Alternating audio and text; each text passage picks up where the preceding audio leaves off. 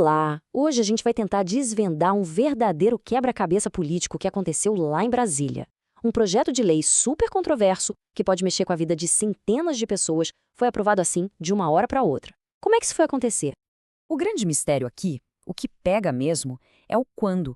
Por que um projeto sobre as penas dos condenados do 8 de janeiro, que estava ali parado, engavetado por meses, de repente é aprovado nessa velocidade toda? A análise que a gente consultou levanta algumas teorias bem interessantes. Então, a primeira grande teoria é que alguma coisa aconteceu. Um evento político que foi a faísca, sabe? Que acendeu o debate e jogou esse assunto de volta para o centro das atenções. Mas que evento seria esse? Pois é, a pré-candidatura de Flávio Bolsonaro à presidência. Esse movimento foi lido como um recado bem direto, né? De que a família Bolsonaro não ia deixar os manifestantes na mão. E isso, olha, mudou o jogo. Criou uma pressão política que, segundo a análise, era algo novo, que simplesmente não estava na mesa uns 2 meses atrás. E se a gente olha para a linha do tempo, o contraste fica ainda mais nítido. O autor do projeto, o deputado Hugo Mota, ele podia ter movimentado isso lá em março, mas não, ficou tudo parado, por meses. A análise que a gente viu aponta justamente para isso. Essa urgência toda que apareceu do nada tem a ver com esse novo cálculo político, com essa pré-candidatura entrando em campo. Ok, mas afinal, o que esse projeto de lei realmente faz?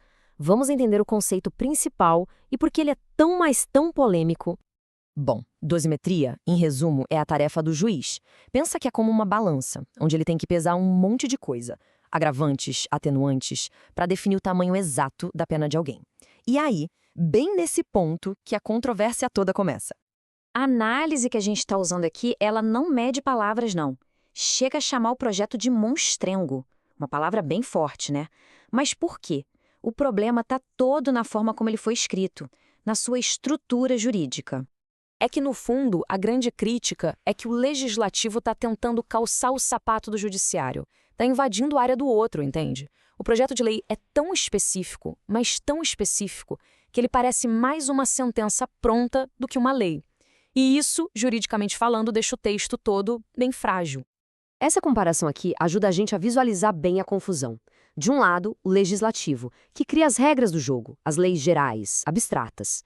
Do outro, o judiciário, que pega essas regras e aplica no caso a caso, para cada pessoa. O que esse projeto faz é embaralhar tudo.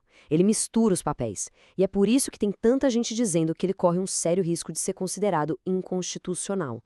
Mas, olha só, mesmo aprovado no legislativo, a história não acaba por aí. Longe disso. O caminho desse projeto ainda tem pelo menos 2 barreiras bem grandes pela frente. Um veto do presidente? Ok, o Congresso poderia até tentar derrubar.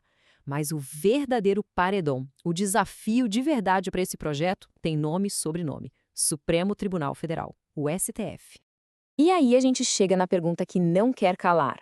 E se o STF bater um martelo e disser, olha, isso aqui é inconstitucional? Bom, a resposta é bem simples e ao mesmo tempo drástica.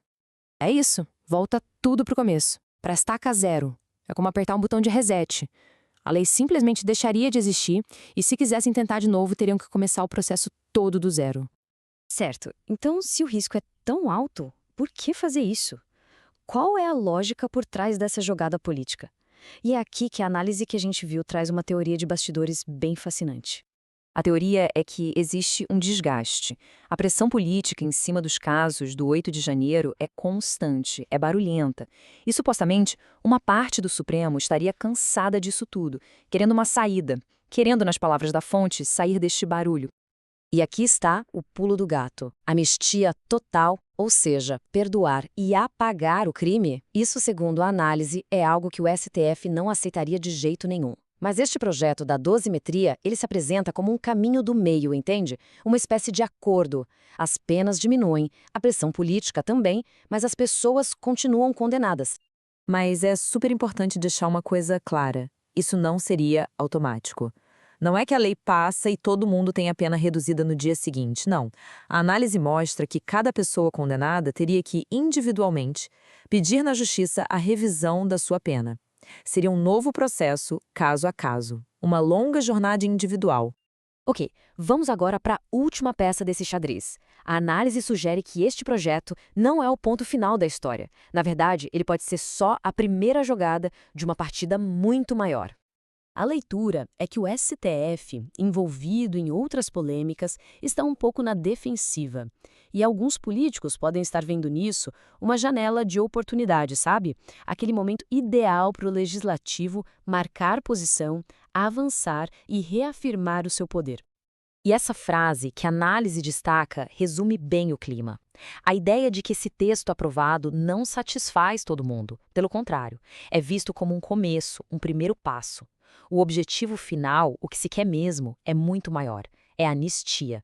E é essa a grande questão que fica no ar em Brasília. Este projeto é uma solução de compromisso para baixar a poeira ou é só o aquecimento para uma investida muito maior que busca a anistia completa? Uma coisa parece certa: este jogo de poder está apenas começando.